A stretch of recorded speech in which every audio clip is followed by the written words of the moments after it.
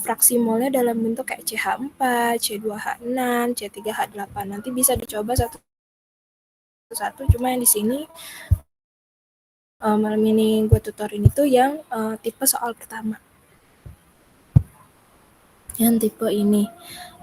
Nah, pertama itu di sini adalah suatu biomasa memiliki komponen elemen fraksi, yaitu si XC-nya itu, XC-nya itu, XC-nya itu, aku nggak mau sih. Oh ya, XC-nya itu 48%, XH-nya 6%, dan X0-nya 46%. Nah, terus dan bagaimana komposisi gas hasil pembakaran secara stokiometri. Untuk soal pertanyaan-pertanyaannya, nah yang ini kita ngambil yang pertanyaan yang di sini aja sih. Nah, yang ada di sini nih. Kayak di sini tuh dia minta berapa kebutuhan oksigen pembakaran stokiometrinya, berapa kebutuhan udara pembakaran stokiometrinya, terus juga komposisi gas yang dihasilkan, jumlah steam yang dihasilkan. Sebentar, gue SS dulu. Nah, ini pertanyaan yang akan kita kerjakan. Kita jawab gitu ya.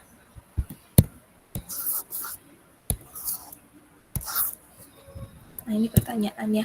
Di mana di kondisi yang pertama, case-nya sebenarnya ada dua. Kan kalau minggu lalu tuh case pertama, kilosnya adalah 0. Jadi tuh dia benar-benar nggak ada panas yang terbuang. Sedangkan kalau yang case yang satunya, dia tuh ada kilosnya. Kilosnya itu sekitar 3% kalau nggak salah. Kilosnya. Kalau yang soal tipe 2. Nah, ini soal tipe pertama diminta kilosnya itu adalah 0.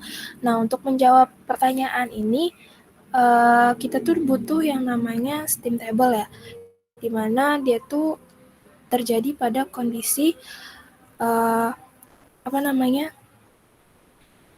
air masuk boiler pada tekanan 40 bar dan 80 derajat Celcius.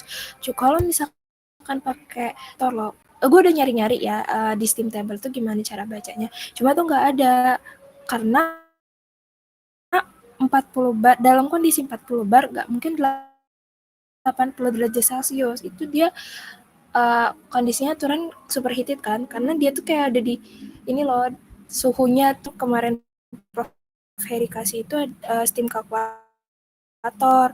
Mudah-mudahan sih dikasih ya steam kalkulator, kalaupun emang nggak ada tabelnya gitu, jadi tinggal masukin. Kecuali kalau yang superheated steam ini ada di steam table itu. Nanti buka aja, sebenarnya banyak untuk untuk nentuin nanti nilai delta H-nya atau entalpinya atau entropinya atau volumenya, itu bisa dilihat di Smith-Vanis juga ada, atau di sini nih. Nah, di sumber-sumber kayak ASME Steam Table, NBS Steam Table, atau buku Steam Table itu sendiri yang ditulis sama Kenan DKK gitu. Nah, cuma nyari alternatif yang kita punya aja sumbernya, bisa juga pakai Smith-Vanis gitu. Langsung oke, itu aja ya mungkin intermezzonya sebentar, langsung kita kerja 6 permintaan yang harus kita kerjakan ya. Yang pertama itu kebutuhan oksigennya berapa untuk pembakaran stokio, berapa kebutuhan udaranya, komposisi gas yang harus dihasilkan, terus efisiensi energinya tuh berapa, terus persentase energi yang diakibatkan gas yang dihasilkan berapa, energi yang hilang ya. Nah, persentase energi yang hilang ini bisa menggunakan rumus 1 dikurang nilai efisiensi energi pembakaran. Kemudian kalau jumlah steam yang dihasilkan itu tuh nanti ada kaitannya sama yang air masuk ke boiler 40 bar 80 Celcius dan steam keluar boiler 40 bar 30 derajat Celcius.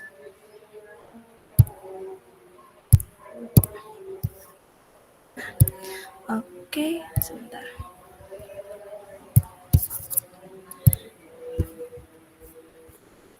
Nah, mungkin kita langsung bisa jawab ya. Yang pertama itu kita harus tentuin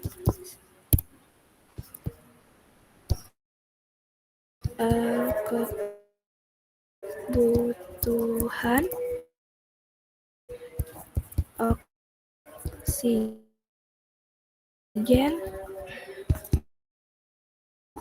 per kilo.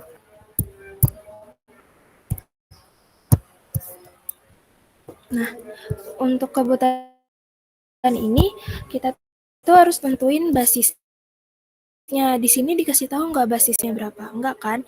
Jadi untuk mempermudah kita pakai basis kilogram per jam. Kita pakai basis. Sebentar. Kita tentukan dulu basisnya,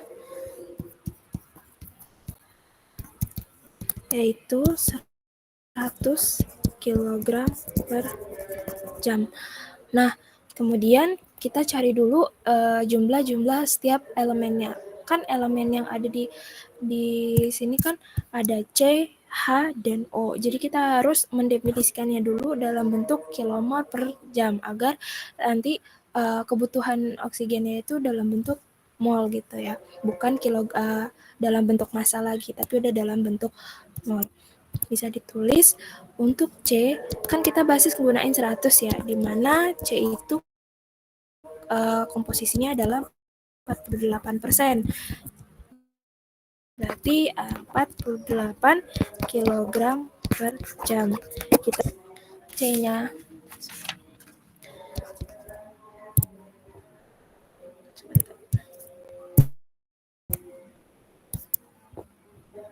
Nah, berapa mol di sini C-nya dia yang punya tuh. Berarti 48 kilogram per jam dibagi, kan rumus dari mol itu kan gram per mr kan.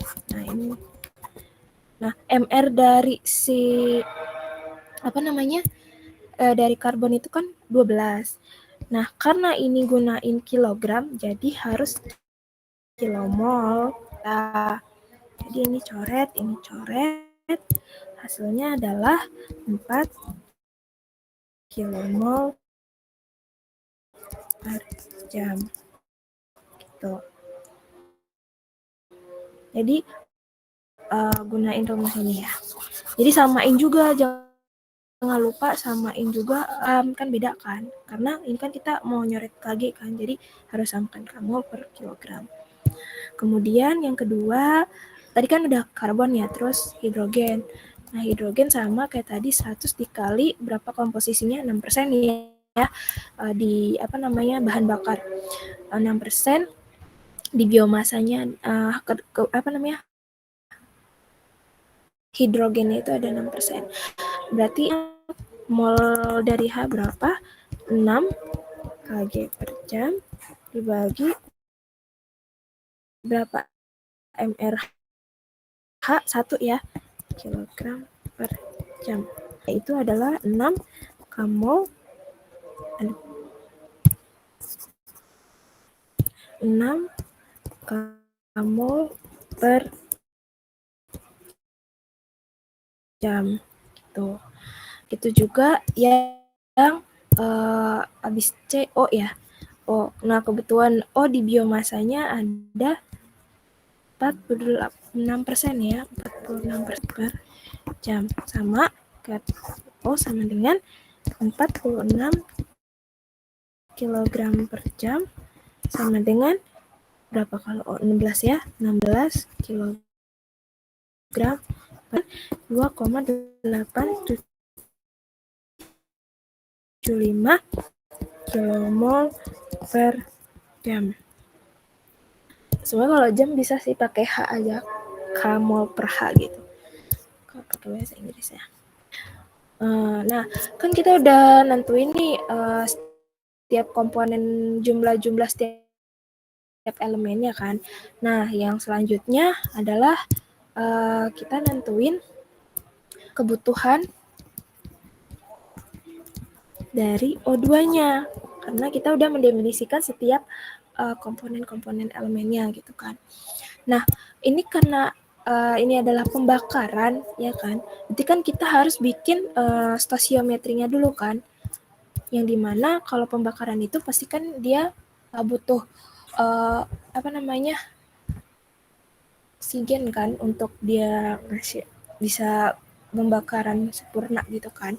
Jadi kita definisikan kalau misalkan kan kayak gini ya, yang pernah diajarin sama Pak Hanif. Nah, yang ini bisa nih C ditambah O2 menjadi CO2, di mana 2H ditambah O, 5O2 menjadi H2O. Nah, ini bisa kita tulis ulang. Yang ini bisa kita tahu berapa nilai O2 di setiap komponen. Kan komponen karbon, sini karbon, untuk di komponen karbon, itu tuh di mana C ditambah O2 akan menghasilkan CO2, ya kan? Terus yang H juga berarti berapa kalau misalkan di sini H ditambah oksigen menghasilkan H2O pasti kan? Nah, berarti H-nya di sini biar sama penyebutnya, biar enak di sini 4, di sini ditambahin 2. Udah sama kan? Nah, kemudian yang O berarti O ditambah enggak. Kalau O itu langsung karena dia tuh ngasilin apa yang namanya tuh O yang tersedia untuk dirinya sendiri itu ngasilin pembakaran. Jadi kayak ya nggak perlu sebenarnya sih. Cuma berarti O-nya di sini ya.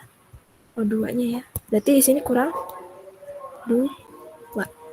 Nah, stasionya udah dibuat, baru kita bisa definisiin berapa jumlah O di C gitu, di karbon gitu kan. Maka bisa kita tulis C-nya di O-nya di sini kan ada 1 ya. Ya kan? Molnya. Nah, C-nya di sini juga ada 1. Berarti apa namanya, mol C itu ada 4 kan. Jadi kebutuhan yang dibutuhkan oksigen untuk terjadi pembakaran itu adalah 4 kmol per jam. Bisa kita tulis berarti 4 kmol per jam. Dibutuhkan 4 kilomol per jam oksigen ya. Oksigen yang dibutuhkan itu. Kemudian untuk yang O2, ini O2 diperlukan berapa? Kan di sini 1 ya, dan di sini 4 kan. Sementara yang kita punya di atas hanya adalah 1. Membagi gitu. Antara H dibagi sama koefisiennya. Koefisien kan 4 ya. Berarti tinggal kita bagi, H itu kan 1. Setiap H itu menghasilkan 6 kmol. Di sini kan ada 4H, sedangkan di sini O2 kan. Jadi kita butuh membaginya. Jadi 6 dibagi 4, 6-nya itu milik H, 4 itu koefisien dari H. 6 dibagi 4 sama dengan 1,5 kmol per jam. Udah tersedia dan dia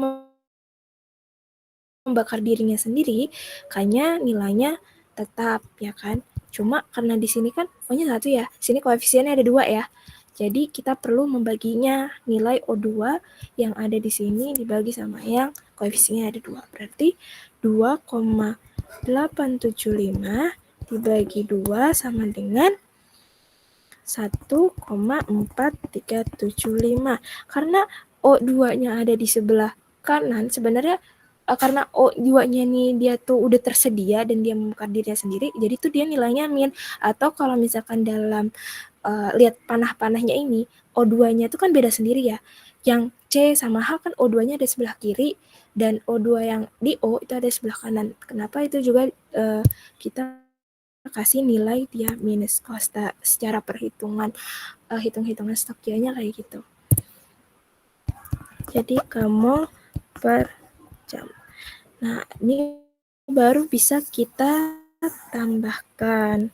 Jadi kebutuhan total oksigen yang diperlukan untuk membakar, kita tulis total kebutuhan oksigennya adalah berapa? 4 ditambah 1,5 ditambah 1, dikurang ya, minus ya. Berarti 4 ditambah 1,5 ditambah minus 1,4375 adalah 4,0625 kilomol per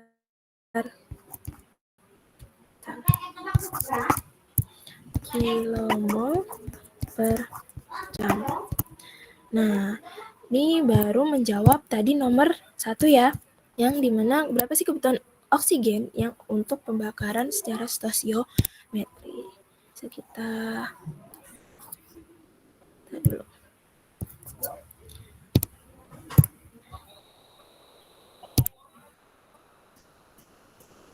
Nah, ini adalah apa namanya? Jawaban untuk nomor 1. Jadi di sini bisa kita tulis kebutuhan O2-nya itu 4,0625 mol per jam. Lalu untuk menjawab nomor 2. Nomor 2 itu ditanya berapa kebutuhan udara untuk pembakaran stoichiometri. Jadi kita tahu kan kalau udara itu terdiri dari 21% oksigen dan 79% nitrogen. Nah, dari situ kita udah bisa mencari untuk berapa banyak udara yang dibutuhkan. Tuhan udara untuk pembakaran secara stoichiometri, dimana kalau kebutuhan udara ya berarti kan U sama dengan kebutuhan oksigen tadi dikali dengan 21% ya, sedangkan N dibagi sama komposisi oksigen di udara berapa? 21% sama dengan kebutuhan udaranya ada 4,0625 dibagi 21% sama dengan 19,3452 kilomol per jam. Berikut ini adalah kebutuhan udara untuk pembakaran. Nomor 1 ini,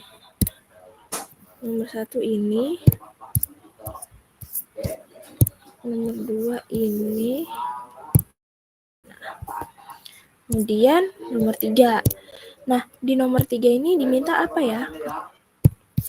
Nomor 3 itu diminta komposisi gas yang dihasilkan. Berarti kalau komposisi gas yang dihasilkan, hasil dari pembakaran apa aja? Kita buka lagi catatan-catatan kita itu. Hasil pembakaran itu pasti menghasilkan karbon dioksida, apalagi tuh. Kalau pembakaran tuh nggak ada di sini. Sebentar. Menunjukin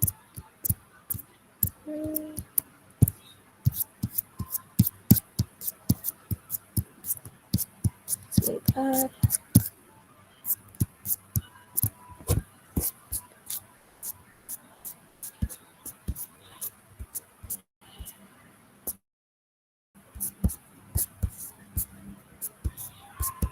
Nah, ini. Jadi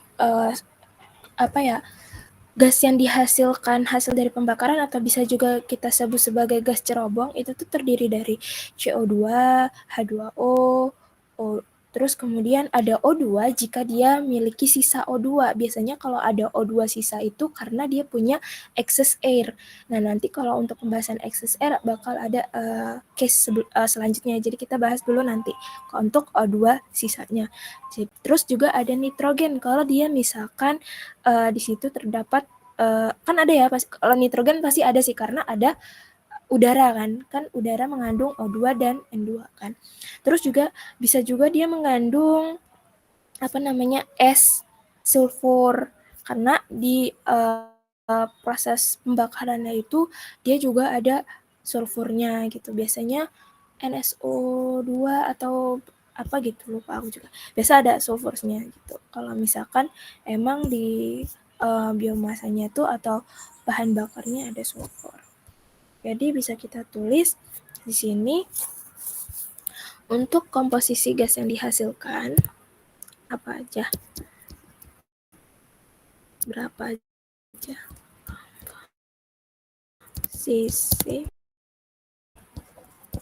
gas yang itu tuh ada apa? Tadi CO ya, CO2 ya. Nah, CO2-nya itu kita stosio dulu. Tadi ya, kayak tadi kan. Dimana C ditambah O2 menghasilkan CO2. Kemudian H2O sama ya, yang hasil dari H tadi ya. H, 4H ditambah O2 jadi H. Nah, N2 sendiri itu hasil dari apa? N2 yang terbawa oleh udara. Tapi dia tidak ikut bereaksi dalam gas itu. Jadi dia nggak ada reaksinya gitu loh. Nanti untuk nilai N2 kita tuh bisa gunain rumus apa? 79% atau komposisi nitrogen di udara dikali udara berapa gitu ya. Nah, ini bisa kita cari untuk nilai CO2 itu setiap unsur dari karbon. Jadi karbon itu berapa? Kalau karbon tadi 4 ya, 4 mol ya. Berarti setiap 4 mol karbon itu tuh bisa menghasilkan karbon dioksida gitu. Jadi di sini bisa kita tulis untuk karbon dioksidanya tuh sebanyak 4 mol per jam. Kemudian yang ini juga sama ya, H2, tapi di sini ada 2 dan di sini H-nya ada 4. Jadi gimana? Berarti 4 dibagi 2 6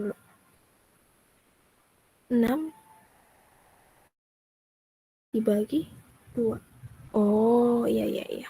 Bisa. 4 dibagi 2, 4 dibagi 2 dikali H-nya berapa? 6 ya. H-nya 6. Dikali 6 berapa? 3. Ya nggak sih? 4 bagi 2 2 kan. No. Salah. 6 bagi 2 kayaknya. 6 bagi 2 karena nilai itunya sama dengan 3 mol per jam. Benar nggak di Excel ya?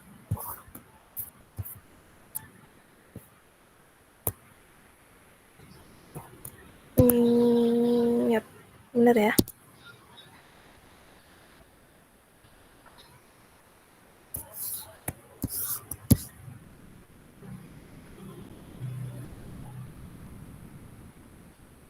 Dia pakai yang ini.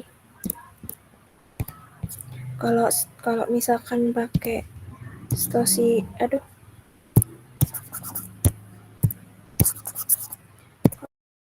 dia make ini berarti definisinya itu ini enggak sih? Atau bisa juga kayak 2/4 dikali 6. Harusnya 3. 2 itu koefisien dari H2O, dan 4 itu dari H. Ini kan 2 bagi 4 kan 1/2 ya, 1/2 berarti 6/2 kayak gitu. Nah, untuk N2-nya kita tinggal kalikan aja 79% ini dikali dengan ke udaranya berapa?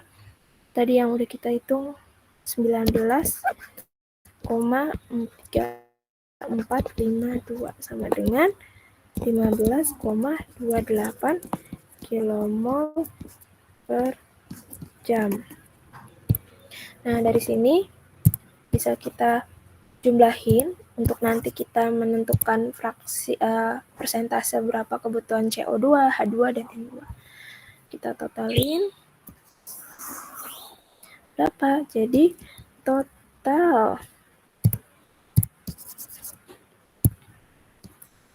total gas yang dihasilkan itu sebanyak 22,8 kmol per jam. Nah, jangan lupa ini tuh nanti akan kita gunakan juga ya untuk perhitungan selanjutnya gitu.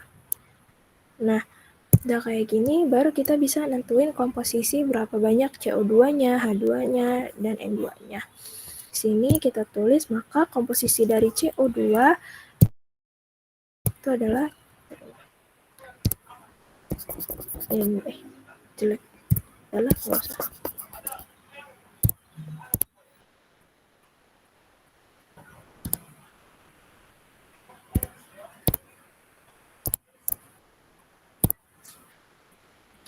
CO2-nya berarti 4 dibagi sama total gas yang dihasilkan ya. 4 dibagi 22,8 dikali 100%. Berapa? 17,95%. Kemudian yang H2O juga sama, 3/22,8 dikali 100% sama dengan 13 yang dihasilkan 15,28 dibagi 22,8 dikali 100% sama dengan 68,59%. Nah, itu adalah jawaban untuk nomor 3.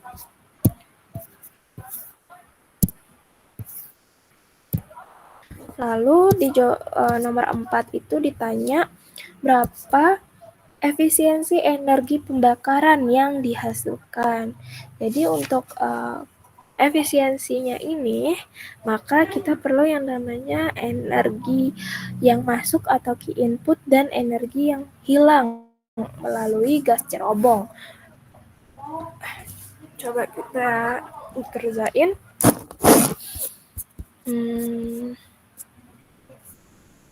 Yang nomor 4 ya. Nomor 4.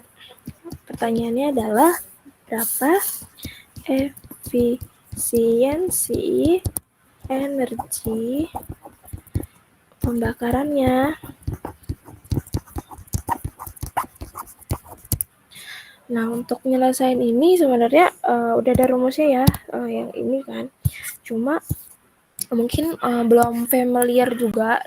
Soalnya aku juga belum terlalu familiar, cuma kalau misalkan lihat dari buku-buku pegangan, itu tuh yang B LHV itu B itu tuh nilai N itu mol atau laju alir atau massa biasanya dari suatu bahan bakarnya dikali sama nilai LHV dari bahan bakar. Yang terus kalau misalkan G, CP, G ini ya nilai dari dari cerobongnya gitu. Ntar coba ya kita kerjain ya. So kalau misalkan di catatanku ini bisa dilihat ya, kayak ini kan yang sebenarnya yang dibutuhin kan ininya aja sih, data ini kan, dimana yang ini tuh energi pembakaran atau biasanya disebut juga dengan key input gitu. Terus yang energi yang hilang akibat flow gas bisa juga kan disebut key cerobong. Nanti ditotalin nilai key seluruhnya.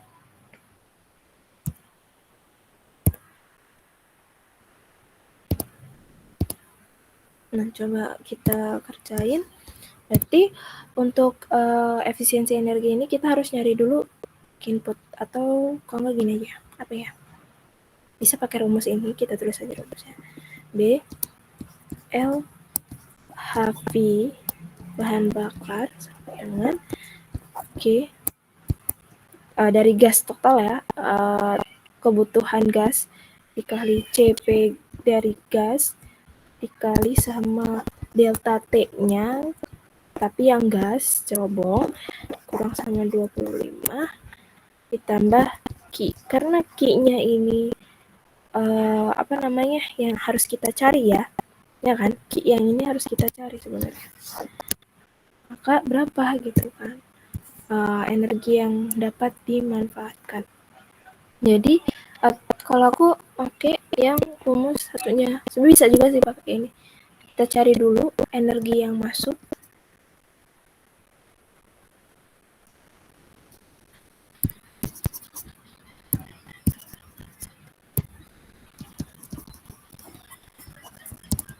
energi yang masuk ke boilernya ya, ibaratnya ya, atau input itu berapa, dengan Q input itu sama dengan nilai B dikali L H V bahan bakar, mana B-nya ini adalah kita harus definisikan ya yang basis yang kita punya.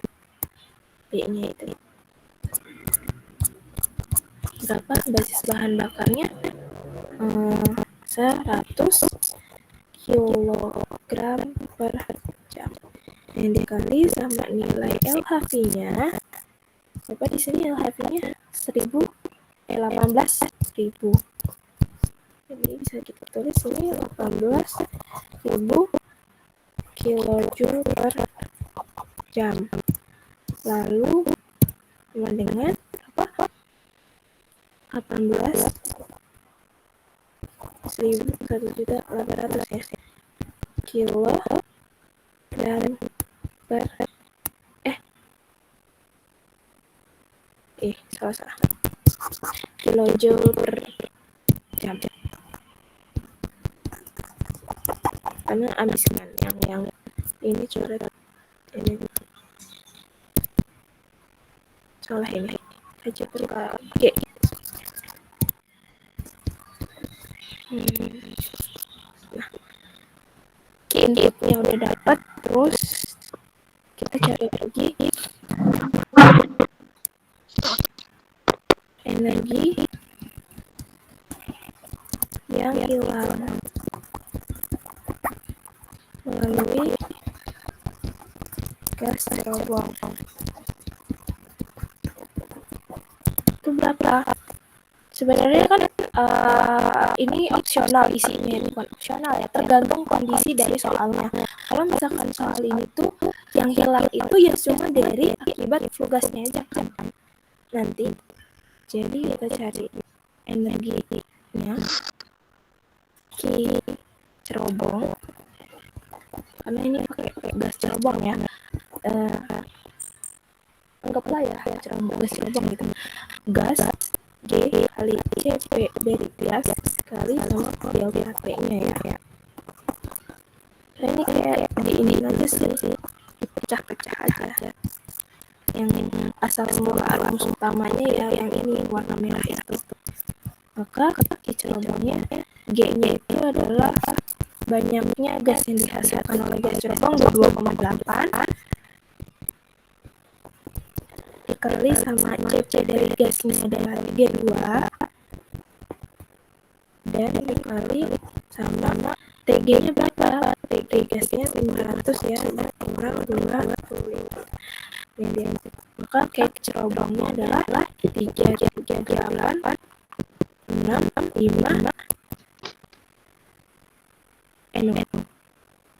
berapa sih?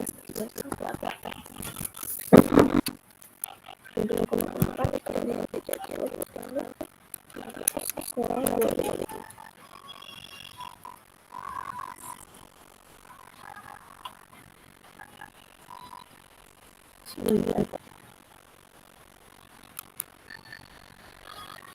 Tiga delapan lima enam ya. Cuma ada perbedaan angka sih di ini.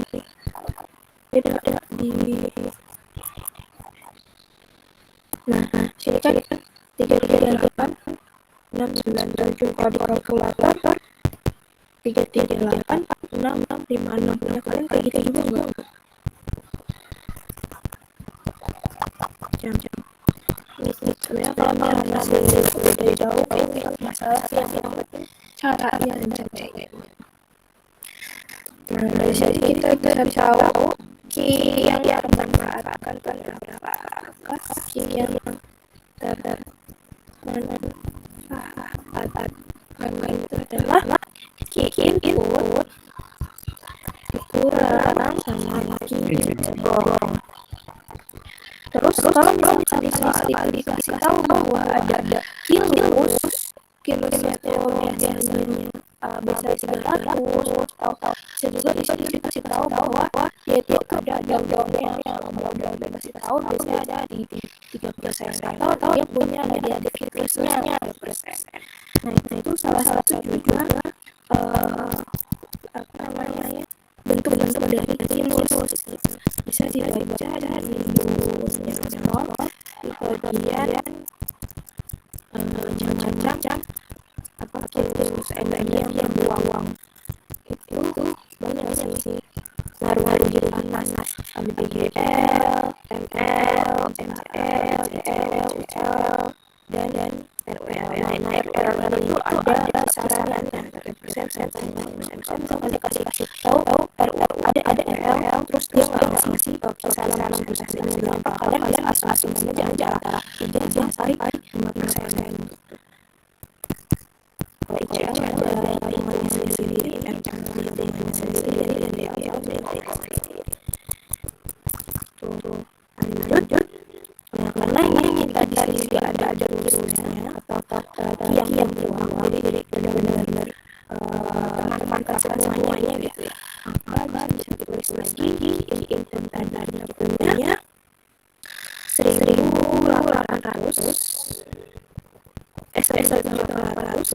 dikurang kicerobongnya jadi 8 6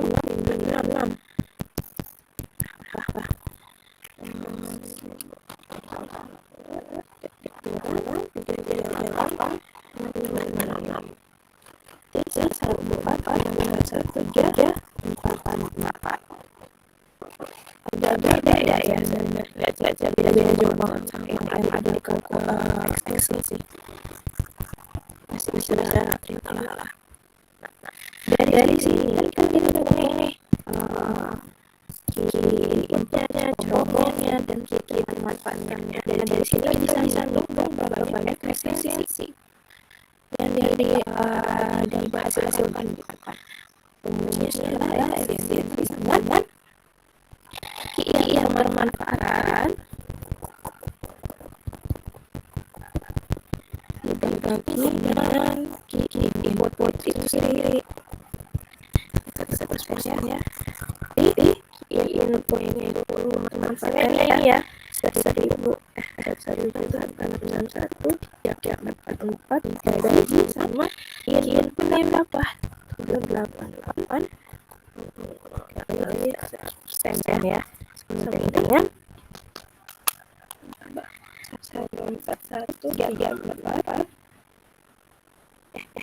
141 344 %,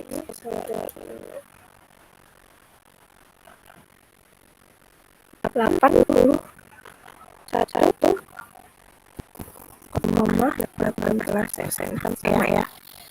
Ini adalah efisiensi yang dihasilkan. Nah, ditanya lagi, ini udah ngejawab nomor 4 nggak sih? Nomor 4 kan hanya efisiensi energi pembakaran kan yang dihasilkan kan. Itu adalah 81,8%. Ini nomor 4. Kemudian ditanyakan yang nomor 5-nya kan. Nomor 5-nya itu berapa persen energi yang hilang akibat gas yang dihasilkan, persen energi yang hilang. Ya tinggal satu itu dikurang efisiensinya gitu. Nomor 5 ditanya persen energi yang hilang adalah berapa? Satu dikurang efisiensinya berapa? 1 dikurang 81,8% sama dengan 14,82. Ini adalah energi yang hilang. Lalu yang nomor terakhir, berapa jumlah steam yang dihasilkan? Untuk jumlah steam yang dihasilkan,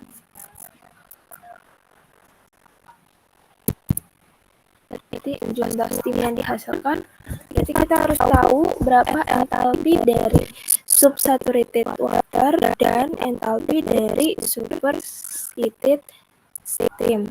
Delta H dari subsaturated water berapa dan delta H dari superheated steam dengan berapa.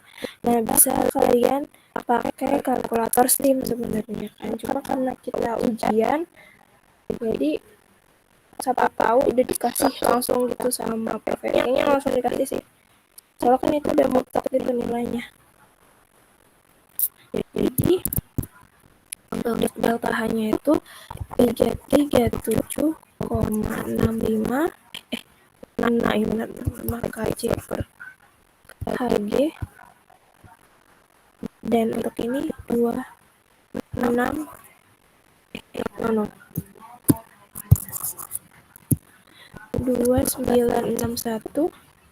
kJ per Hg. Nah, dari sini kita cari nilai M-nya atau kebutuhan steam yang diperlukan. Maka M steam rumusnya itu adalah Q yang termanfaatkan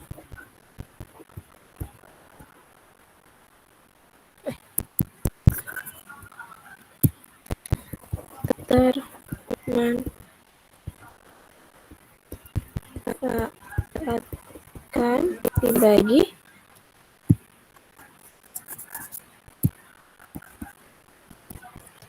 delta H-nya. Maka Q yang termanfaatkan tadi adalah berapa nih?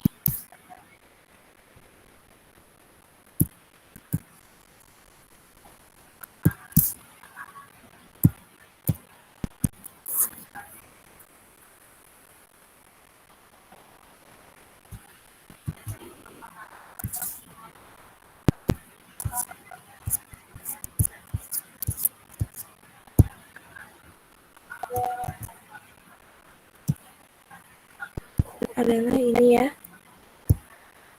loh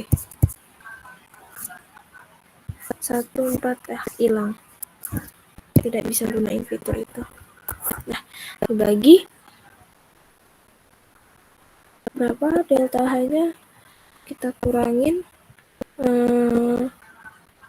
delta H296118 enggak sih, 0,18 dikurang 337,65 1461344 bagi 2961,18 18 dikurang 337,65. Berarti 557,01 kilogram per jam. Ini adalah jawaban nomor akhir. Oke. Sampai sini ada pertanyaan dulu? Atau cukup mengerti? Kalau nggak ada, kita lanjut ke soal berikutnya.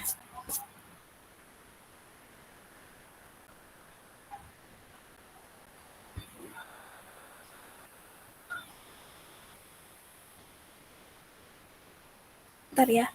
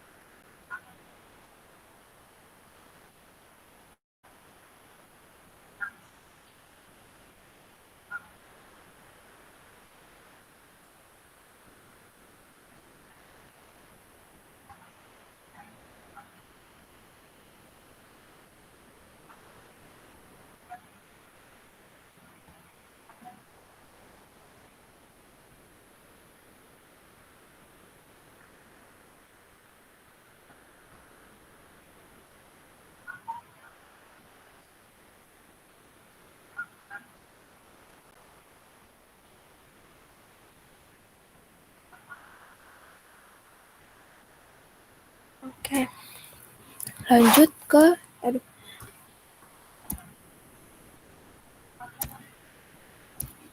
Nah, mungkin itu ya untuk bab yang boiler ya.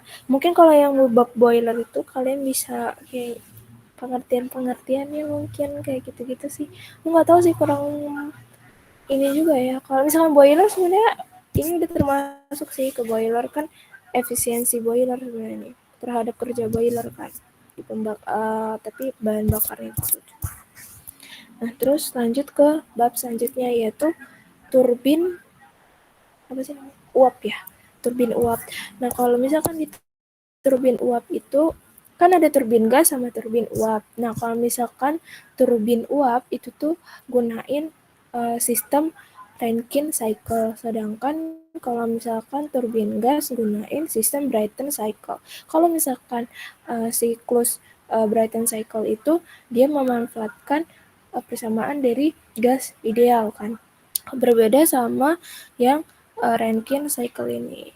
Nah, kalau misalkan di bagian apa namanya eh, apa namanya turbin uap, nah bisa dilihat mungkin eh, bisa dilihat apa namanya apa namanya alat-alatnya ya. Jadi di sini tuh eh, boiler dia itu fungsinya itu untuk memanaskan dan menguapkan si air sebelum dimasukkan ke turbin. Jadi kondisi boiler itu dalam kondisi adalah kalau misalkan di sini ya, aduh, nah nih sini lebih jelas. Kan ada boiler, ada turbin, boiler masuk ke turbin, turbin masuk ke kondensor, terus masuk ke ini salah ya, apa namanya ini bukan boiler, apa sih namanya, pompa gitu. Nanti dikoreksi aja. Dari kondensor masuk ke pompa terus baru masuk ke boiler. Nah, untuk yang nomor 1 atau biasanya kalau misalkan kita lihat di grafik ini ya, kan ada 1, 2, 3, dan 4 ya kan. Untuk nomor 1 itu ditempati oleh si pompa, di mana pompa ini akan mengalirkan fluida ke titik 2. Titik 2 itu adalah si boiler, yang dimana kondisinya itu dari 1 ke 2 itu adalah saturated water, ya kan? Dari tadi. Kalau 1 ke 2 boiler, di mana tekanannya dia itu adalah tetap ya, P1 sama dengan P2. Kemudian dia masuk ke dari pompa ke boiler kan, 1 ke 2 masuk ke boiler. Dalam kondisi si cairan atau fasa fluidanya itu adalah saturated water. Kemudian dari boiler akan masuk ke turbin yang titik 2 ini, 2 ke 3. Terus dari 3 ke 4 itu dari turbin ke kondensor. Jadi kalau misalkan dilihat dari sini kan berarti pompa ke boiler dalam bentuk kan udah dingin ya, yang hasil dari kondensatnya ini kan. Jadi kayaknya di sini tuh sebenarnya subcooled nggak sih yang di sini? Subcooled water. Di sini suhunya tetap tapi tekanannya meningkat. Kemudian dia masuk ke boiler di mana tekanannya itu sama tapi suhunya akan meningkat. Dia akan menguapkan air yang tadinya subcooled jadi superheated steam. Kemudian 3 ke 4 di mana sistemnya ini akan dikondensatkan kembali menjadi cairan jenuh atau steam water gitu kan. Kemudian masuk lagi deh ke pompa dalam keadaan saturated water yang dikirim lagi ke boiler. Gitu-gitu aja sih. Saya pahami aja sebenarnya ini karena di soal-soal itu tuh banyak istilah-istilahnya gitu. Jadi kalau misalkan kalian bingung, biasanya ini kerasanya di apa itu H1, H2, H3, dan H4. H1 itu biasanya untuk pompa, H2 itu untuk boiler, H3 itu untuk turbin, dan H4 itu untuk kondensor. Bisa kayak misalkan titik 3 itu kan ini kan, dimana steam itu akan masuk ke turbin kan. Terus titik 4 itu steam keluar dari si turbin yang akan masuk ke kondensor. Non-isentropik. Kalau isentropik adalah dalam keadaan ideal dan non-isentropik itu dalam keadaan nyata. Kalaupun emang dalam keadaan tidak ideal, biasanya itu kemarin gimana ya? Kita buka.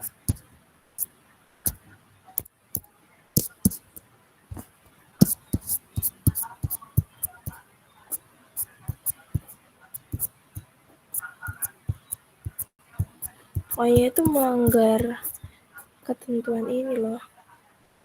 Ini kalau nggak salah ya. Enggak, itu gambar ininya. Pokoknya ada yang secara isentropik dan non-isentropik. Nah, untuk mencari itunya sama-sama aja rumusnya, yang membedakan adalah nanti ke kerja turbinnya. Kalau misalkan kerja turbin untuk dalam keadaan ekspansi non-isentropik itu tuh ada nilai efisiensi dari isentropiknya.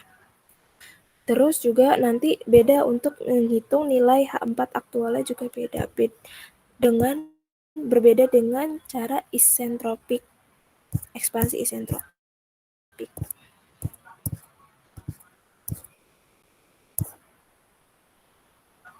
Nah, aku kayaknya nggak perlu deh untuk nyatet karena udah ada ya.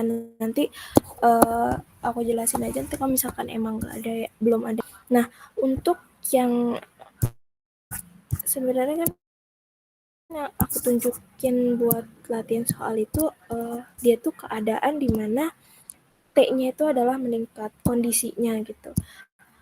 Yang awalnya dalam keadaan semuanya itu ideal, yang dicontohkan oleh nomor 1 ini, yang diagramnya itu adalah diagram grafiknya itu adalah yang ini. Nah, kondisinya ya. Nah, itu tuh kayak gini. Dimana kalau di soal itu kan nih, sebuah mesin panas menggunakan siklus Rankine dasar yaitu kukus steam dengan kondisinya sebagai berikut ya, dimana masuk steam, masuk ke turbin dalam keadaan saturated steam. Tadi kan udah dibilang, kalau misalkan Sebentar. Kita copy dulu.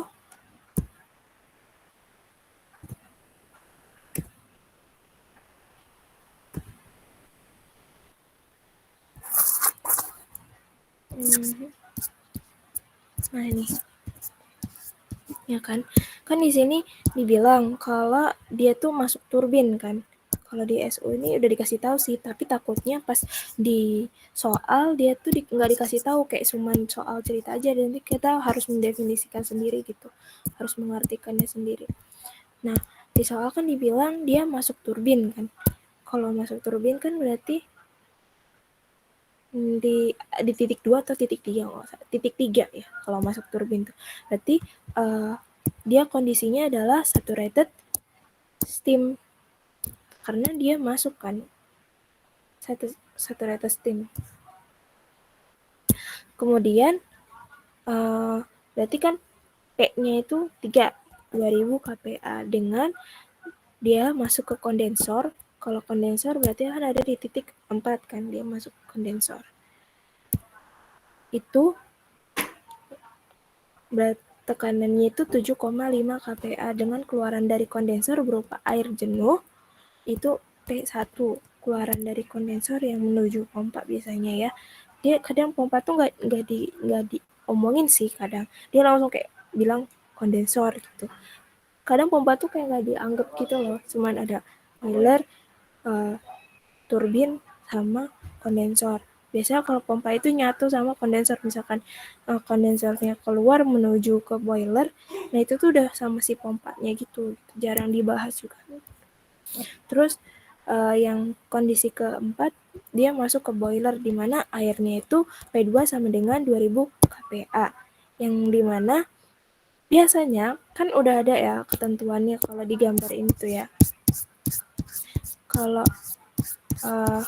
sudah diketahui P2, maka dia sama dengan P3. Atau P3-nya diketahui berarti P2-nya juga 2. Udah, ya kan karena kondisinya itu isobarik kan. Kemudian yang kondensor juga sama, P1 sama dengan P4 gitu. Nah, gimana kita mencari nilai entalpinya sama entropinya juga gitu kan. Kan di kondisi saturated steam sebenarnya gampang, bisa kalian gunain tabel kalkulator steam itu loh yang di Prof Heri itu kan.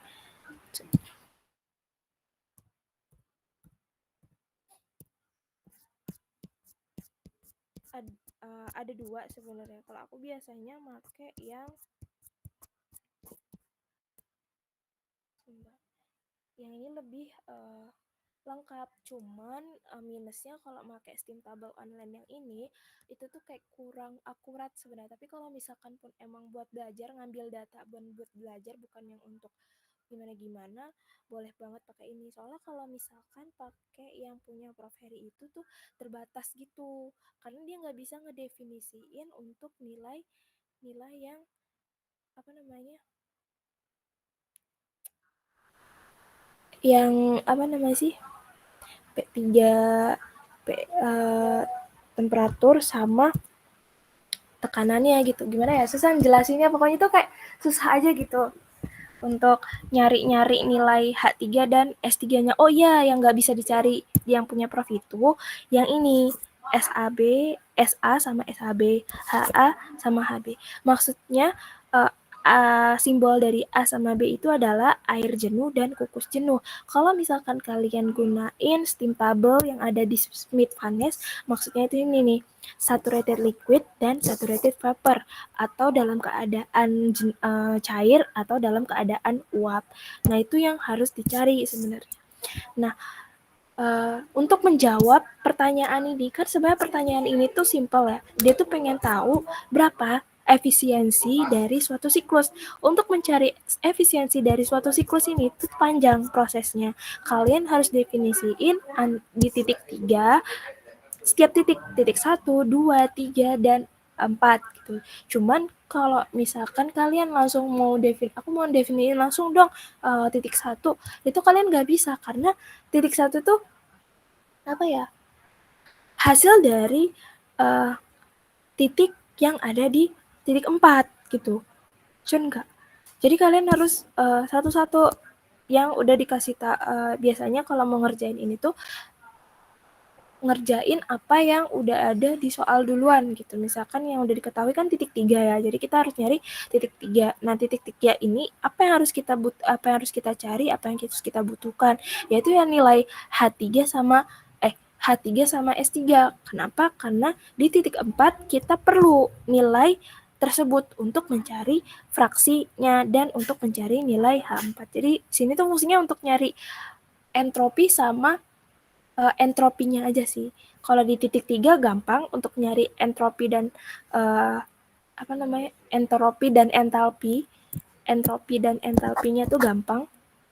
Tinggal kita ke Steam kalkulator atau kita gunain ini Smith-Vanis ini. Caranya gimana? Misalkan ya, aku contohin ya, ntar kalian bisa coba sendiri. Kalau misalkan pakai Steam kalkulator tuh gini. Pertama, kalau misalkan kalian gunain steam kalkulator, kan diketahui kalau dia tuh tekanan doang kan. Berarti kalian ke steam table, ke pressure, berapa tekanannya? 2000 kan? Berarti kalian masukin 2000 berapa tadi? 2000 kPa ya? 2000 kPa. Submit, nah keluar. Ini adalah nilai entropinya dan nilai entalpinya. Nah, tinggal kalian masukin ke sini. Berarti H3 berapa, S3 berapa. Karena udah dapat nilai titik 3, kemudian lanjut ke titik 4, kita definisikan. Nah, di titik 4 ini kan terjadi namanya ekspansi ya, yang masuk ke dalam kondensor, ya kan. Kalau di sini tuh, nah, terjadi ekspansi di titik 3 ke 4. Nih ya. Sebentar. Nih, ekspansi uap adiabatik di titik 4 yang menghasilkan kerja, di mana nilainya itu entropinya akan sama. Ini kan sama ya, antara S3 sama dengan S4. Jadi kita bisa menggunakan nilai bisa mendefinisikan nilai S4 karena nilai S4 sama dengan S3. Berarti S4 sama dengan S3 ya kan, sama dengan 6,37 kJ per kilogram karena sifatnya ekspansi isentropik. Kemudian gimana kita mencari nilai H4? Kita nggak bisa mencari nilai H4 karena di situ kondisinya itu ya dia bukan saturated steam dan juga bukan superheated steam gitu kan. Jadi kayak ngawang-ngawang gitu. Nah, untuk mencarinya itu bisa pakai rumus fraksi cair yang nantinya bisa nyari H4. Sebenarnya asal mulanya itu kita mau nyari nilai ini sih. Nih, tapi kan kita nggak tahu ya nilai X-nya berapa atau fraksi cair atau fraksi uapnya. Nah, sebenarnya nilai X ini bisa kalian cari dengan rumus fraksi cair atau fraksi uap. Untuk lebih jelasnya, di sini bisa nih ada dua nih ya. Kalau misalkan pakai fraksi cair tuh kayak gini rumusnya. Dan kalaupun pengen nyoba pakai fraksi uap, rumusnya tuh beda sama ini. X-nya tuh nggak di sini. Di sini nggak ada X. Gimana ya? Nah ini nih.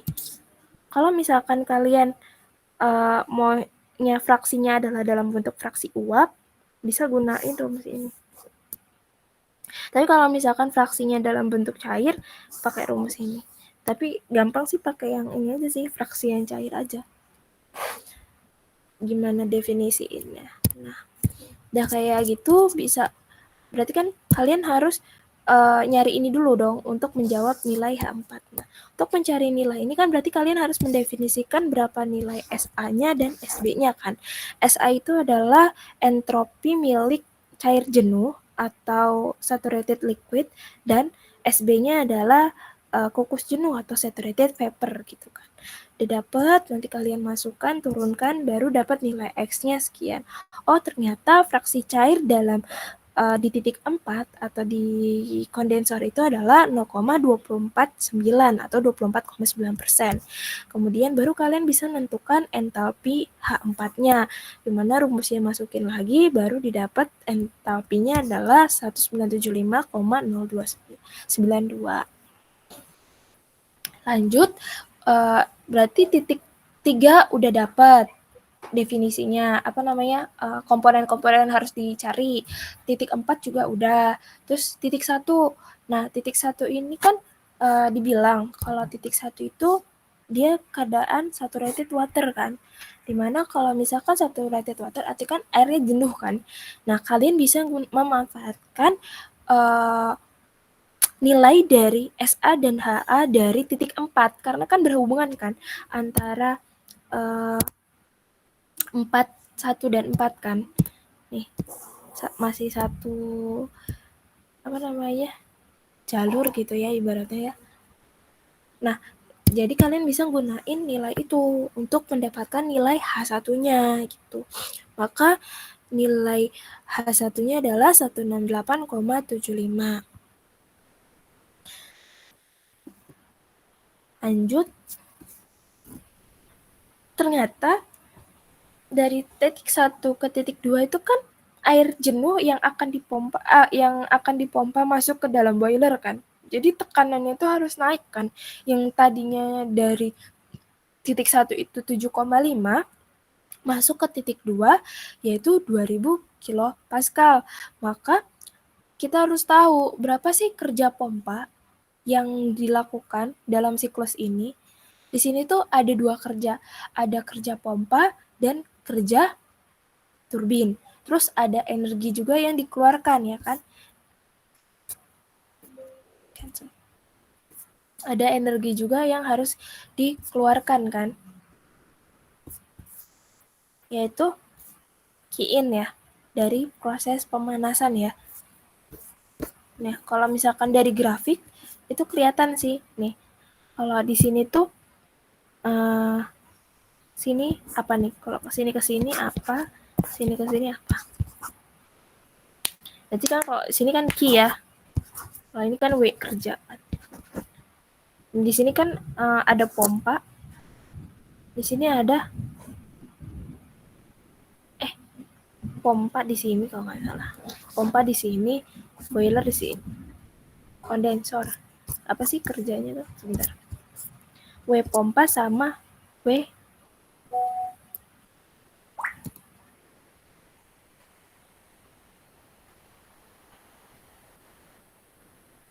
pompa doang ya? W turbin. Sini turbin. Oh, sebentar. Ini Ki. Sini W. Ya nggak sih? Apa aku salah ya?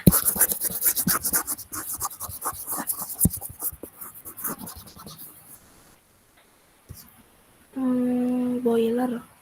Oh ya, berarti ini Ki ya? Panas kan? Ya, ini W. Ini W. Niki. Kalau nggak salah ya, kalau misalkan kalian ini bisa dibenerin. Nah, lanjut. Tadi kan udah dapet ya nilai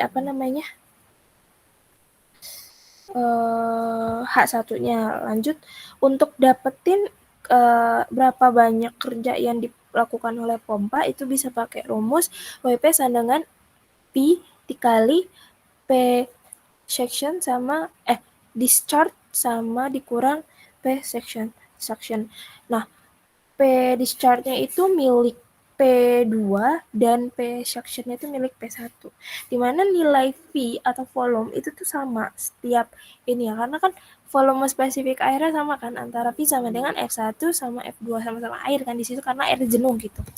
Jadi bisa kalian gunain nilai yang ada di sini, yang ada di steam table ini, yang V-nya berapa, spesifik volumenya yaitu 0,0117 gitu kan. Jadi bisa kalian tulis di sini. Salah ding. P 2000 kayaknya. aturan bukan 2000 tapi 7,5.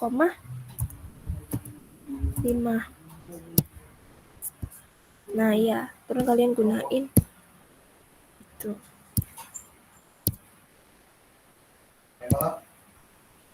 Nah, kemudian dapat deh nilai WP-nya. Lanjut, setelah dapetin nilai WP, berarti kan kita perlu yang namanya nilai H2 juga kan. Sebenarnya kalau misalkan pun mau menentuin nilai efisiensi siklus, itu kan kerja neto dibagi sama Q-in. Kerja neto itu perlu nilai H4 dan apa nih kerja neto. WP ditambah W turbin. Jadi kayak butuh mendefinisikan semuanya sih. H1, H2, H3, H4, H5. Jadi cukup panjang untuk dapetin efisiensi siklus itu ya. Lanjut ya. Tadi untuk dapetin nilai H2 itu bisa gunain nilai WP tadi, dimana WP itu kan kerja pompa sama dengan H2 dikurang H1 kan. Nih, ini kan pompa ya. Di sini tuh ada pompa. Sini tuh ada pompa, ya kan, untuk masuk ke dalam boiler gitu kan. Makanya dibilang kalau misalkan pun emang mau dapat kerja suatu pompa itu harus mendefinisikan H2 dikurang H1. Yang belum kita tahu kan H2. Jadi kan yang kita cari kan H2. WP udah ada, H1 juga udah ada. Kayaknya yang tadi sebelumnya itu kita harus nyari nilai WP dulu atau kerja pompa dulu baru bisa kita dapetin nilai entalpi 2 gitu. Dapatlah entalpinya 2 itu 170,79. Lalu kerja yang dihasilkan turbin. Nah, kerja yang dihasilkan turbin itu rumusnya H4 dikurang H3 ya kan. H4 dikurang H3. Nih, sini ada turbin. Ini pompa, ini turbin gitu. Apa? Nanti salah nggak ya aku nulis kayak gitu?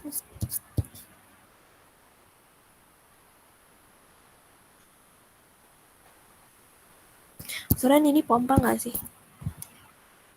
Turbin. Benar sih, ini turbin sebenarnya. Sini turbin. Sini tuh pompa. Ini boiler, ini kondensor. Itulah ya kira-kira lah ya. Oke, lanjut. Nah, berarti kerja dari turbin sama dengan H4 dikurang H3 nilainya adalah sekian. Karena nilainya minus itu menunjukkan kalau dia tuh melakukan kerja turbin. Lalu W neto. W neto itu persamaannya adalah WP ditambah WT. WP-nya tadi adalah 2 ditambah sama W turbinnya berapa. Sama dengan itu. Soalnya salah sih ini. Nah, dapat kan nilainya. Ini aturan ada mutlak. Nah, untuk nilai Q-in itu tuh H3 dikurang H2. H3 dikurang H2. Ini untuk dapetin nilai Q. Ini untuk W, ini untuk W, untuk Q ya. Terus juga nama baru deh masukin ke efisiensi siklusnya. Sama dengan kerja neto dibagi panas yang masuk. Nilainya adalah itu. Sampai sini ada pertanyaan dulu?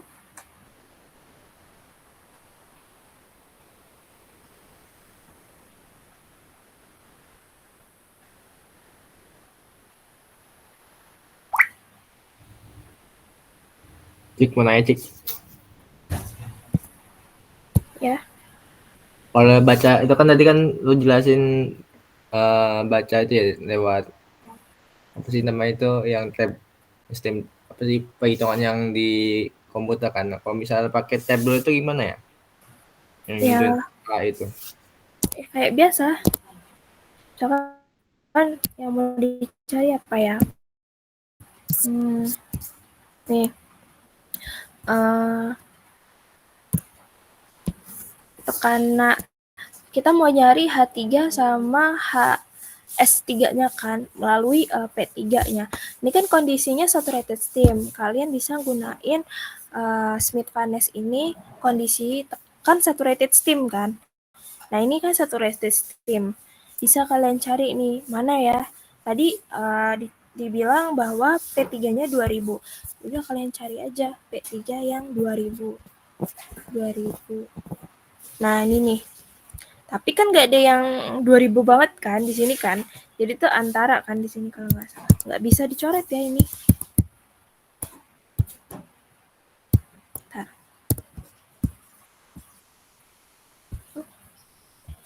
Bentar.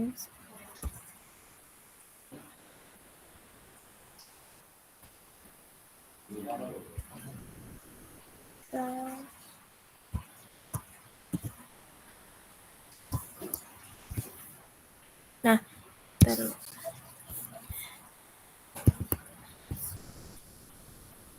Nah, di sini kan kita kan nggak tahu ya, apa namanya, udah tahu nih, kalau misalkan tekanannya itu ada di 2000, cuman ini kan nggak ada yang benar-benar 2000. Nah, kalian tuh harus pakai interpolasi sama ekstrapolasi yang rumus waktu pas dulu termo itu loh. Nih, tinggal kalian interpolasi ekstrapolasi terhadap apa yang kalian mau. Misalkan saturated liquid gitu ya. Ya udah, X-nya siapa, Y-nya siapa. Terhadap misalkan entropi ya, entropi liquid ya, atau SA ya. Ini kan volume ya. Nah, perhatikan juga sama satuannya.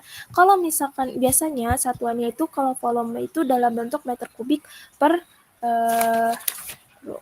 dalam bentuk mana sih? Bentar. Kalau misalkan F itu V. Oh, ya, meter kubik ke kilogram. Nanti kalian lihatin aja. Kalau misalkan dalam si sentimeter kubik per gram, kalian rubah gitu. Nah, sedangkan ininya kita pakai apa ya? Entalpi aja ya. Entalpi saturated liquid gitu. Nah, ini. Nanti kalian tinggal pakai interpolasi sama ekstrapolasi. Masih ingat nggak ekstrapolasi sama interpolasi itu? Kalau misalkan nggak tahu, ada sih di sini nih.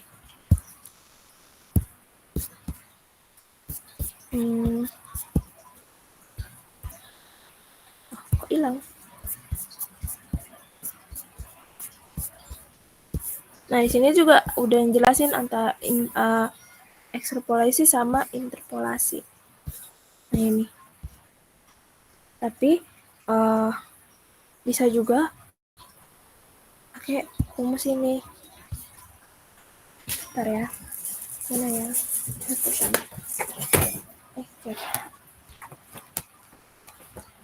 Mungkin PR-nya di situ sih yang dibilang sama Pak Hanif, udah ada tabelnya.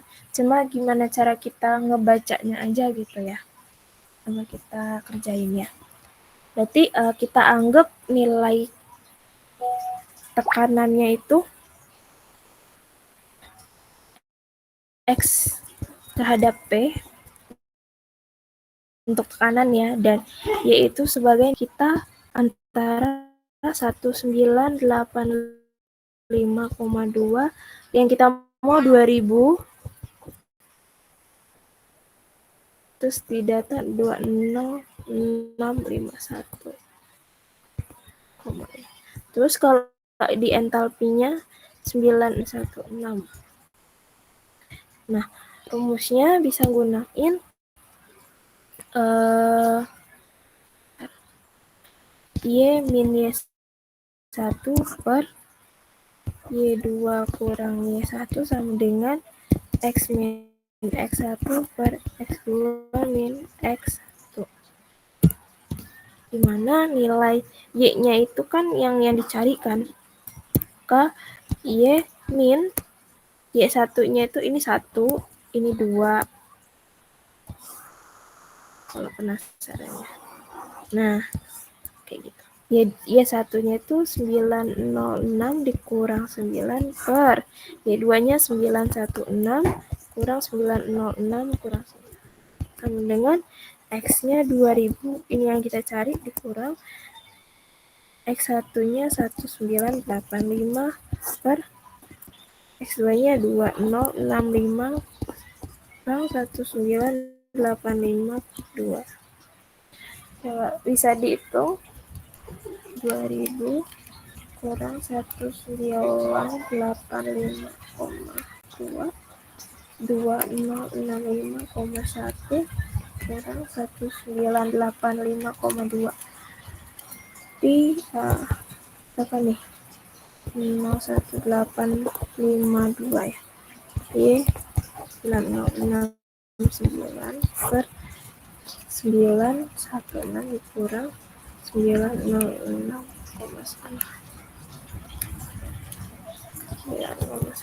Kalau misalkan kalian pun punya cara lebih cepat juga nggak apa-apa gitu.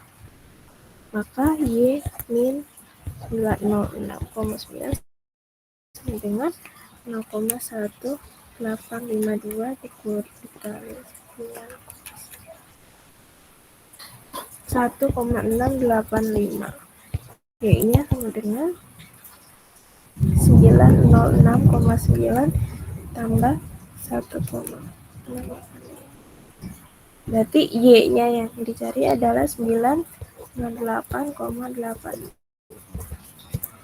Ya kira-kira kayak gitulah cara ngerjainnya gitu.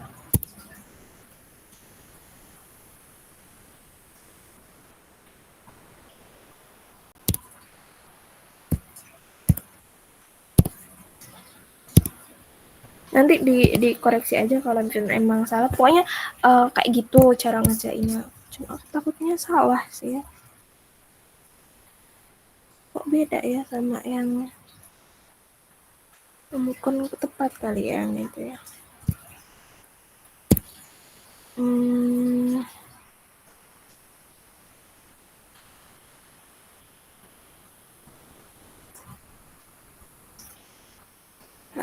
2000 kp.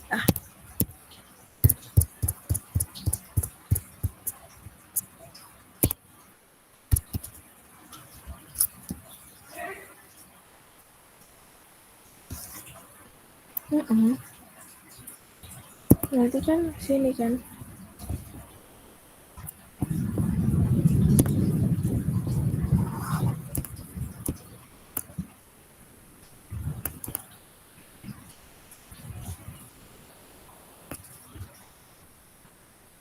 Lapas 97 dia mau.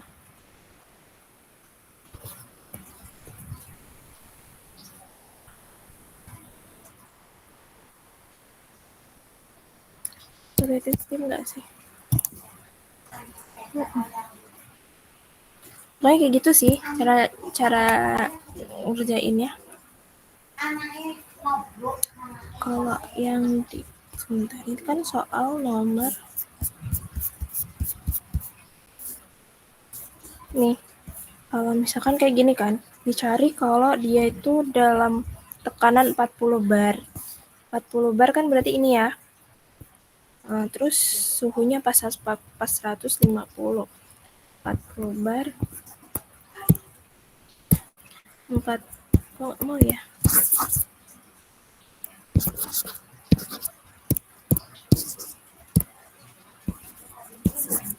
40 bar atas 50 nilai H-nya ini dan nilai V-nya ini. Kayak gitu sih caranya. Terus kalau misalkan pun emang nggak ada nilainya, ya pakai tadi interpolasi sama ekstrapolasi.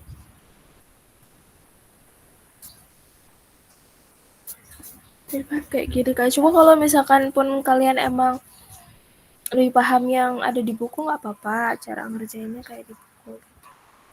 Cuma ini lebih mendetail aja kalau misalkan kalian mau pakai yang ini bisa. Kan dibilang juga kan kata bukunya itu bisa pakai apa namanya steam table gitu untuk nyari.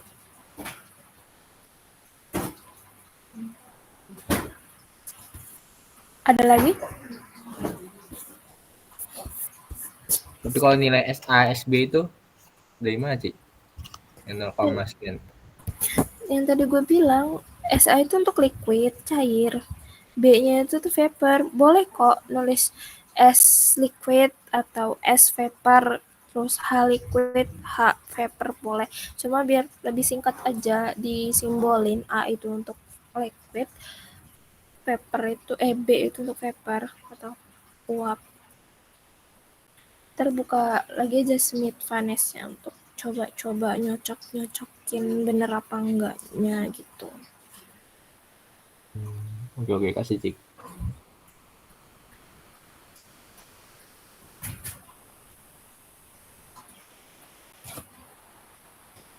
Nah, bisa dilihat juga kan ini kan beda ya angkanya. Nah, bisa siapa tahu nilai H sama S-nya tuh beda satuan. Kayak gitu sih.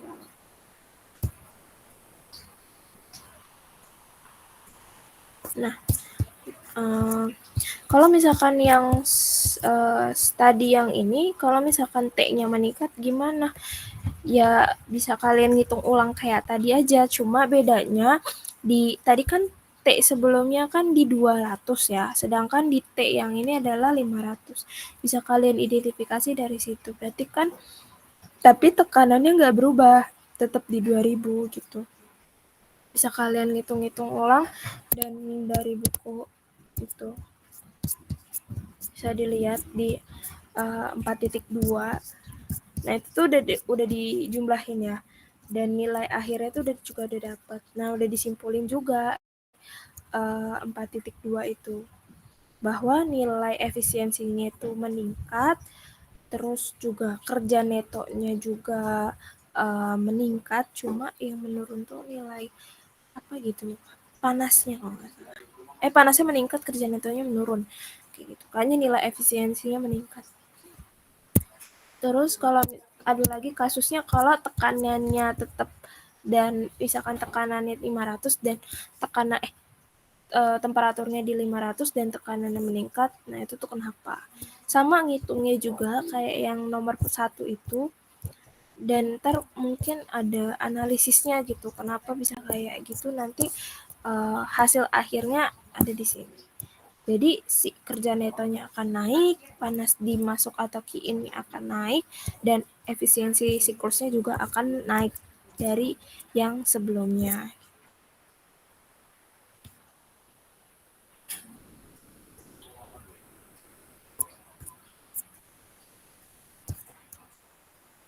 Ini yang terhadap tekanan ya.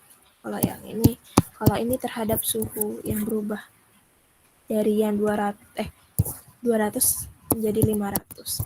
Kalau yang ini tekanan yang berubah dari yang 2000 menjadi 3000 kPa. Ntar dibuka-buka lagi aja contoh-contoh latihan-latihan soal dan coba ngerjain contoh soal yang ada di di latihan soal di bawah.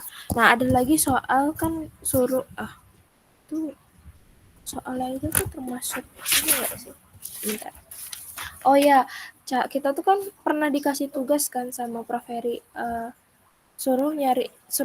kita suruh nyari bikin soal mengenai TSR sama ASR kalau nggak salah. Nah, untuk yang TSR sama ASR itu bisa coba dikerjain itu tuh di latihan soal yang ada di buku ini. TSR itu apa? Kan theoretical steam rate, di mana nilai TSR itu sama dengan 1 dibagi dari HI dikurang HE kan. Sedangkan kalau misalkan ASR, itu tuh TSR dibagi dengan efisiensinya, efisiensi dari siklus itu ya, berapa gitu.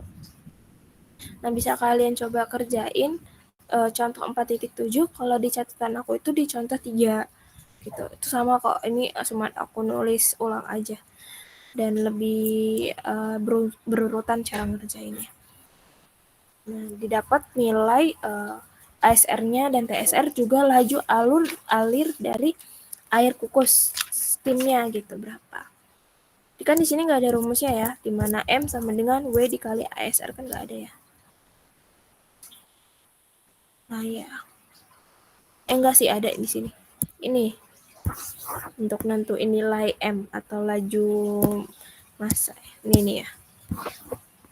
M sama dengan HEC. ASR gitu disingkat. Nah, itu untuk yang bab turbin uap. Ada pertanyaan dulu? Kalaupun memang kalau soalnya Prof Heri udah aku kerjain semua yang latihan 1, 2, 3, 4 sampai berapa lupa deh. Bisa dilihat di situ sih. Ini yang tugas 1 tuh bisa kalian cocokin aja sama latihan-latihan soal kan. Kayak misalkan kan kalau di sini aku ngasih contoh. Ya ini kan kayak soal 3, soal 4 itu tuh untuk soal tugas 4 dan 5 itu jawabannya. Gitu. Bisa kalian ngikutin. Ini sama kok kalau misalkan kalian kalau misalkan mau paham banget, coba kerjain yang gampang, yang tadi nomor 1 kalian pahami dulu gimana proses kerjainnya, baru nanti yang soal-soal selanjutnya itu bisa ngerjain gitu. Soalnya kalau misalkan yang agak susah sebenarnya turbin, jujur lebih susah susah Rankine cycle daripada Briton. Tapi kalau Briton tuh sebenarnya lebih tricky, lebih trickynya tuh di gas ideal aja sih kita mainin di situnya. Kalau misalkan di sini kita maininnya steam tabel terus, jadi agak harus pelan-pelan ngerjainnya. Soalnya kalau kita nggak pakai kalkulator steam, makainya steam table gitu, harus ngerjainnya. Ya, kalau misalkan ini poin ngerjain dulu titik 3, selesai titik 3, titik 4, habis titik 4, 1, terus 2, baru bisa ngerjain. Jangan lupa ngerjain juga kerja pompanya, kerja aktual. Kalau misalkan emang ditanya dia tuh harus aktual gitu. Kan kadang ditanya itunya aktual nggak. Kalau misalkan secara aktual beda rumusnya gitu. Nah, lanjut ke turbin gas. Kalau turbin gas itu sebenarnya kan baru-baru ini ya kita pelajarin kan. Belum terlalu detail juga aku pelajarin, mungkin yang sebisa-bisanya aku aja. Kalau misalkan turbin gas itu kan dia gunain Briton apa sih? Siklus lupa kan tadi lah itu Brighton gitu kan, siklus Brighton. Nah itu tuh nggak memanfaatkan hukum dari gas ideal, dimana kan kalau misalkan turbin gas ini ya gas, kita gunain fluidanya ya gas gitu. Nah kalian tuh nggak cukup pahami sih, tapi kalian wajib pahami apa itu RP, apa itu PB, PA. Kalau PB, PA itu opsional. Biasanya itu dia yang P1 atau P3. Sedangkan kalau PB itu biasanya P2 atau P4. Terus ini nisbah temperatur isentropi di mana rho sama dengan T2 T1 sama dengan T3 per T4 PB per PA. PB per PA kalian bisa disingkat lagi RP pangkat M gitu.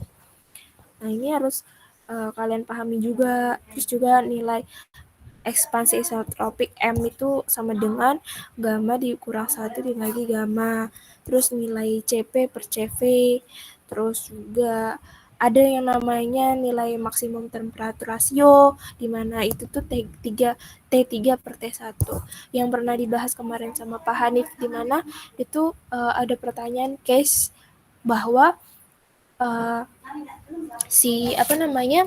bagaimana kalau misalkan si tekanan dan rasio antara T3 dan T1-nya itu dirubah-rubah gitu. Atau si RP-nya itu dirubah-rubah. Apa yang terjadi terhadap kerja pompa atau kompresornya? Apakah dia akan efisiensinya turun? Apakah meningkat? Gitu. Nah, terus juga nih rumus ini juga penting. Ini rumusnya juga dipakai.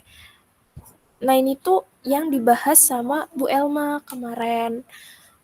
Jadi ya kalian pahami aja sih kalau misalkan untuk efisiensi kompresor itu rumusnya itu bisa kerja kompresor secara isentropik dibagi sama kerja kompresor secara nyata, atau nilai delta H isentropik dibagi sama deltanya atau terhadap suhunya ya, T2 isentropik dikurang T1 dibagi T2 aktual dikurang T1.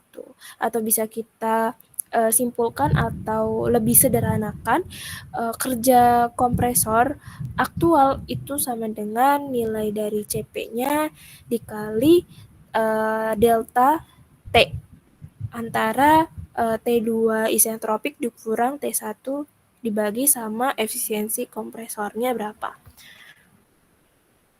Biasanya kalau misalkan ditanya aktual, pasti dikasih yang namanya nilai efisiensi kompresor atau efisiensi dari turbin. Kalaupun emang nggak ada efisiensi dari keduanya tersebut, berarti dia tuh nggak bersifat aktual gitu. Tapi bisa juga sih kalau case-nya diminta aktual, tapi jarang sih, nggak bisa, soalnya nggak bisa dihitung. Harus ada, kalau misalkan pertanyaannya efisiensi secara aktual, berarti harus ada efisiensi kompresor sama eh, pompanya gitu, baru bisa ketemu yang aktual. Soalnya kalau case kayak gitu itu tuh ntar susah loh nyarinya. Gimana ya cara jelasinnya ya, uh, gitulah. Kalau misalkan di buku itu mana ya, kompresor ini, nah ya, turbin gas. Nah, kalau di sini tuh yang menyatakan kalau contoh aktual ya. Nah, di sini tuh udah sebenarnya. Cuma kan ini yang diajarin nggak sih yang kemarin? Cuma nggak dikasih kan sama Pak Hanif kan. Nah, itu ini bisa nih dikatakan kalau kita tuh harus nyari berapa kerja pompa secara aktual atau kompresor secara aktual atau turbin secara aktual. Ini sini nggak ada pompa turbin sama kompresor. Nah, itu tuh bisa.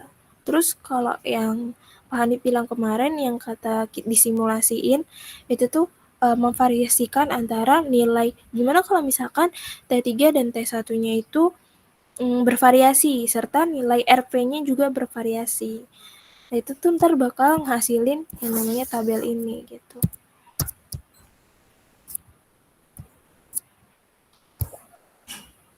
Nah, ini yang aku bilang kalau misalkan ditanya berapa efisiensi kompresor secara aktual dan si itunya aktual gitu. Ini nih contoh soalnya tuh yang ada di sini. Cuma belum aku kerjain sih ini. Heat heat rate turbine.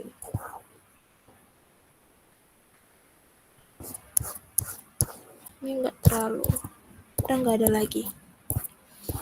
Mungkin itu kalau yang bisa kalian lihat juga ya. Nggak ada ya. Kalau misalkan turbin gas itu tuh contoh soal yang kemarin aja sih, yang latihan-latihan soal yang dibuat tugas di kelas gitu. Tuh bisa buat bahan pegangan. Kemudian bab terakhir itu kan tentang perpaduan antara Rankine cycle sama Brayton cycle kan, iya nggak sih? Cuma tuh belum terlalu ini kan, belum sedikit doang yang jelasin, nggak paham-paham banget. Nah, ini nih yang di 8.5 belum aku pelajarin juga sih sebenarnya yang 8.5 ini, karena udah banyak banget kan subbabnya itu. Cuma ini kayaknya mirip-mirip sama perpindahan panas ya yang terjadi. Jadi yang bagian atas itu, aduh, ini tuh kayak perpaduan antara yang ini itu adalah Brayton cycle, enggak, ada kompresor, ada turbin, ada burner, ya ini Brayton cycle, dan di sini itu adalah Rankine cycle. Jadi perpaduan antara dua apa namanya, dua rumus lah pokoknya kayak gitu. Jadilah kayak gini. Nanti dipelajarin aja sih yang bagian ini kenapa bisa terjadi gitu. Terus juga kemarin tuh bilang nggak tahu bakal keluar apa enggak ya. Itu tuh ada soal kayak analisisnya gitu loh. Kayak siapa tahu di bagian boiler kok nggak salah deh. Kalau boiler kayak misalkan ada pertanyaan bagian ini macam-macam boiler gimana kerugian keuntungannya kayak gitu-gitu sih. Kalau pun yang ini gak ada ya. Paling itu doang. Sama mungkin bisa aja Prof Heri ngasih yang tabel tadi terus kita suruh analisis gitu. Yang ada di grup WA dikasih sama Bu Elma dibaca aja yang itu. Siapa tahu jadi bahan ujian gitu. Mungkin itu aja. Ada pertanyaan nggak? Tahu? Aku nggak tahu lagi mau nuturin apa loh. Maksudnya kalau misalkan emang nggak paham, tanyain aja gitu di sini.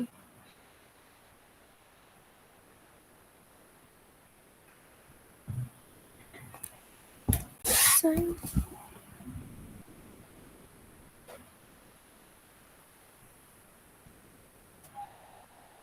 Cik, boleh jelasin yang di grup WA itu nggak yang kelas era belajar itu?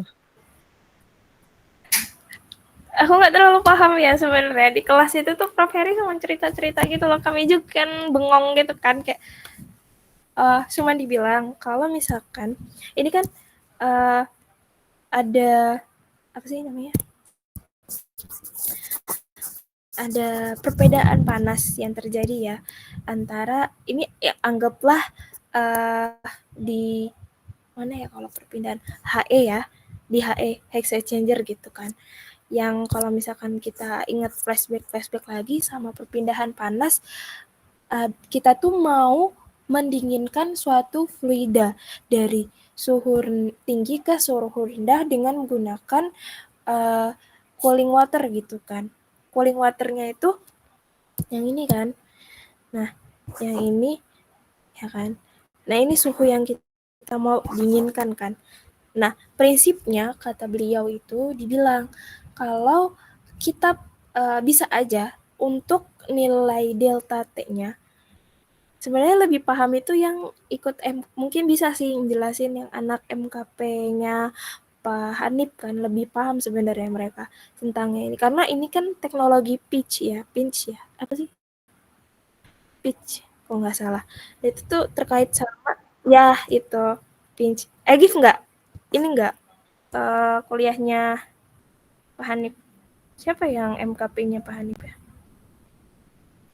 pokoknya Pak iya kata dia tuh syarat kan suatu ini tuh suatu kerja yang ada ini kita tuh nggak boleh melanggar yang namanya hukum termo.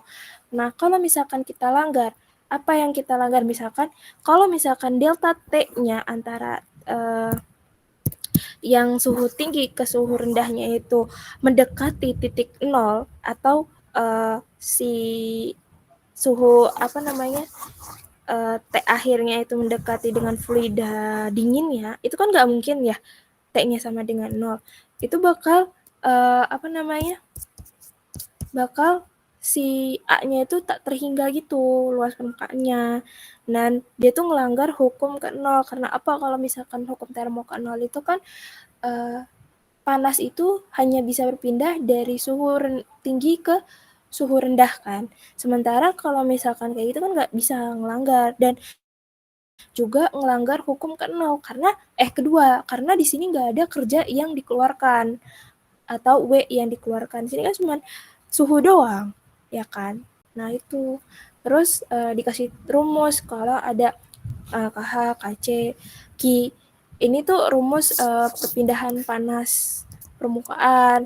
Dimana KH-nya itu yang hot, KC-nya itu yang cold. Nanti pokoknya dibentuk kayak gini. Terus turunin lagi kayak gini. Cuma itu doang sih kemarin tuh ceritanya tuh. Yang pokoknya dikaitkan yang ada di sini dengan rumus yang perpindahan panas ini. Q sama dengan U dikali A dikali LMTD. Masih ingat kan yang LMTD itu apa gitu? Delta LM.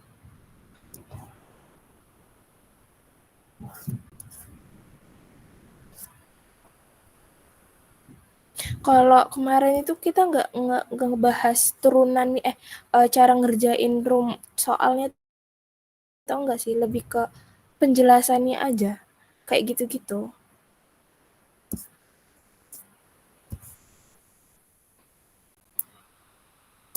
Sama kemarin itu kita dijelasin masalah apa sih namanya, yang otek itu loh. Kalau yang di SU itu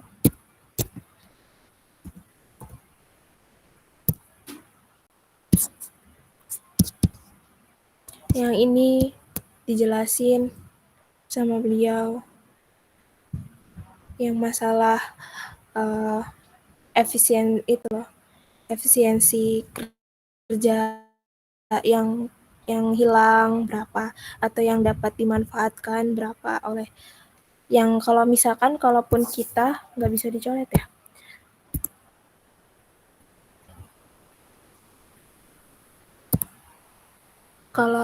Kalau kita itu ngebahas yang ada di sini.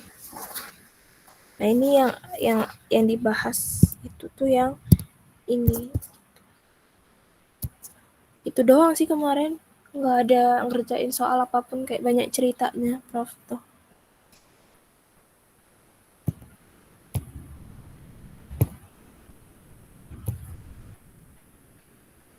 Itu doang, Grace. Gracia nggak sih yang nanya?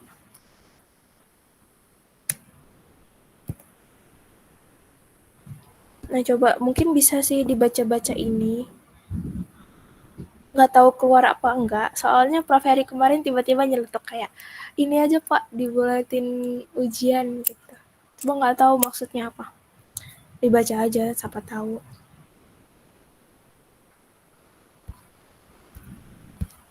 Itu ada lagi nggak yang mau nanya? Tahu cukup?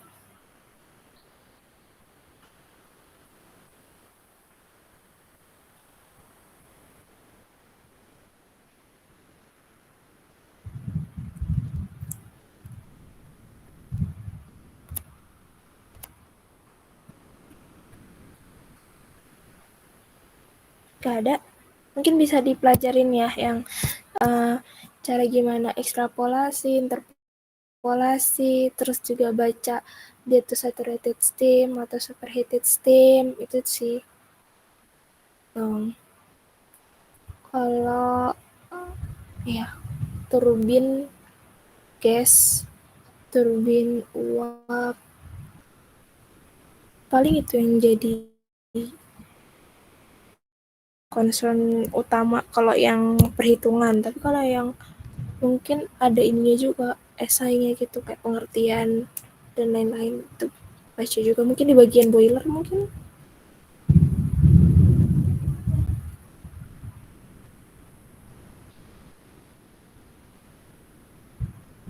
Kalau misalkan emang nggak ada pertanyaan, gue cukupkan aja ya tutor malam ini. Bisa kalian baca-baca buku-bukunya yang modul-modul pernah dikasih sama Prof Heri, dan coba-coba kerjain aja. Misalkan kalian jangan langsung tiba-tiba kalian ngerjain latihan soalnya, coba dulu contoh-contoh soalnya kalian pahami. Kalau udah paham boleh langsung ngerjain latihan yang di belakang soalnya. Siapa tahu sama beliau yang itu yang dikeluarin, kan gak ada yang tahu gitu. Kan soal juga open book kan, jadi mungkin lebih mudah aja gitu ngerjainnya. Kasih banyak yang udah datang malam ini buat tutor. Semoga bermanfaat ilmunya. Jain untuk Jumat itu jam 2 ya nggak sih ya? Iya, Cik. Iya kan, jam 2 kan. Nah ya udah, masih banyak waktu, bisa tidur dulu malam ini, besok baru ngerjain lagi, lanjut belajar.